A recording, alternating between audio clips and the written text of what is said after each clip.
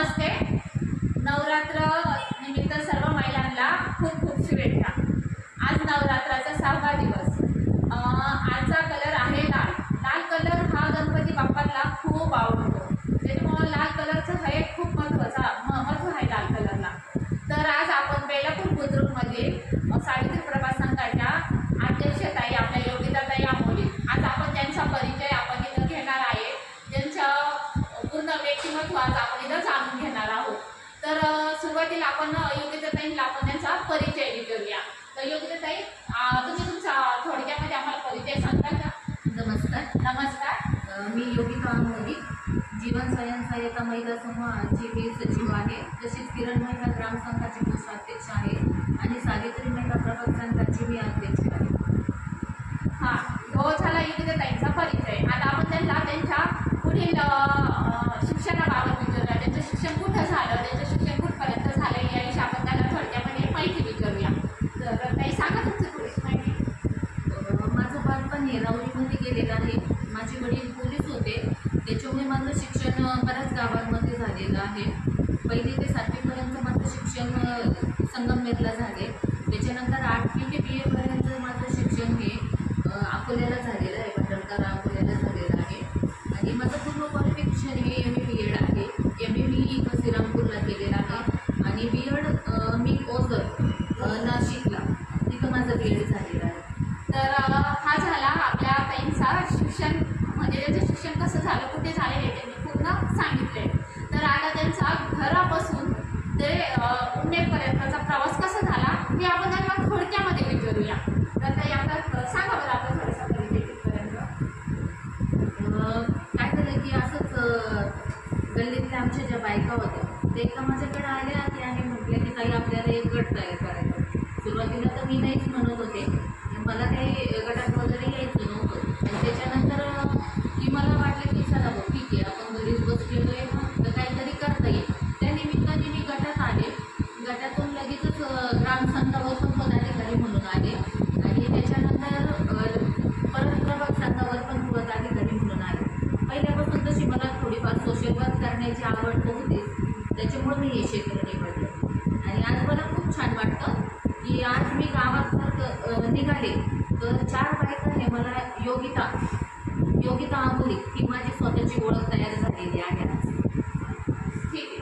तर हे योगिताताईंनी त्यांचा घरापासून तर उमेदपर्यंतचा पूर्ण प्रवास त्यांनी आपल्याला इथपर्यंत सांगितला आहे. तर उमेद अभियान हे काय आहे हे आपण त्यांच्याकडून थोडक्यामध्ये जाणून घेऊया. तर ते आपलं उमेद अभियान काय आहे हे आमच्या महिलांना थोडंसं तुम्ही माहिती द्याल का? हो चालेल.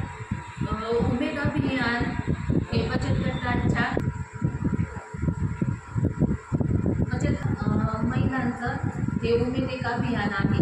त्यामध्ये शिकलेल्या अडाणी ज्या महिलांना लिहिता वाचता येत नाही अशा महिला पण गटामध्ये आहेत.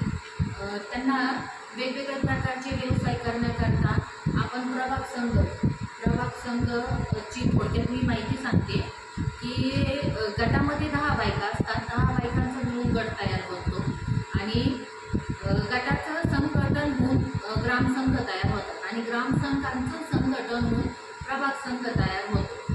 तर आज सावित्री महिला प्रभाग संघाकडे 14 गावे आहेत.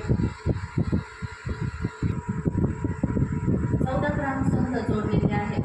तुम्ही इथं पाठीमागे बघू शकता की इथं आम्ही गावांचे नावं दिलेले आहेत आणि ग्रामसंघांचे नावं पण दिलेले आहेत.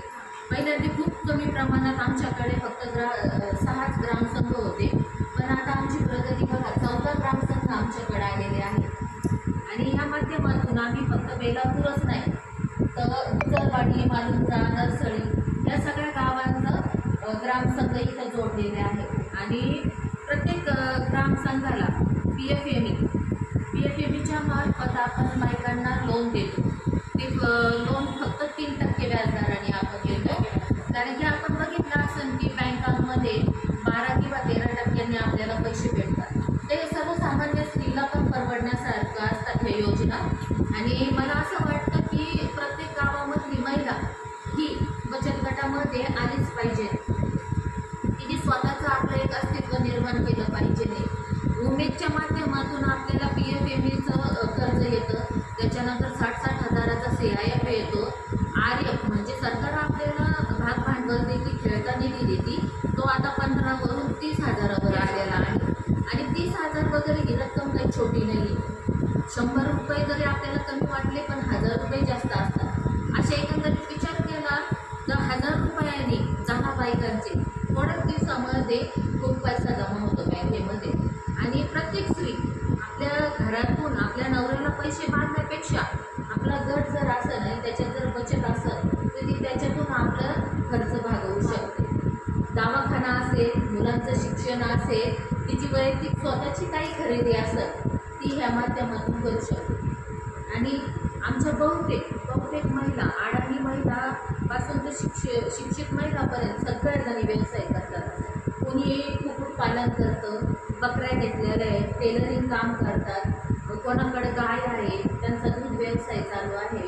आणि बऱ्याच महिला इथं पापड बनवणे, राजगिरा लाडू, फुटाण्याचा व्यवसाय, अशा प्रकारचे व्यवसाय चालू आहेत. तर अशा प्रकारे ताईंनी उमेद अभियानामध्ये आल्यानंतर महिलांना काय काय फायदे झाले ते एकदम सविस्तर आणि छानपैकी त्यांनी माहिती दिलेली आहे.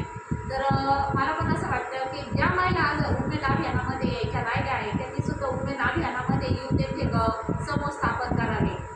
तर योगिता ताई, आत्तापर्यंत तुमच्या त्या कामापासून तर आत्तापर्यंत ह्या काळापर्यंत तुमचा म्हणजे हा वेळ कामात कसा गेला व एवढ्या ह्या दोन्ही काळामध्ये तुम्हाला तुमचा काहीतरी ह्या कामात काहीतरी अनुभव आला असेल म्हणजे ज्याने